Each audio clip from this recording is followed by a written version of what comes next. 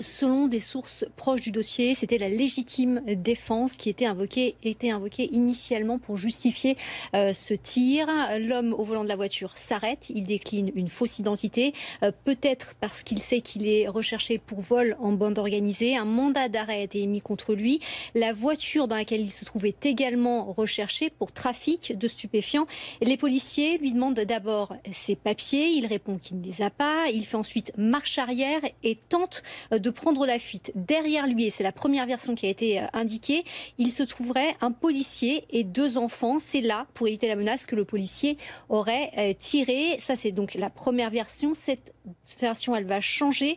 Lors de son audition devant les policiers de l'IGPN, la police des polices, il dit en fait qu'il s'agit d'un tir accidentel. Alors, pour rappel, depuis le début de cette affaire, il y a vraiment 2 versions, version contre version. Donc la version que je viens de vous évoquer et puis celle des témoins sur place qui disent que lorsque la marche arrière a été enclenchée par l'homme à l'intérieur de la voiture, il n'y avait personne derrière cette voiture.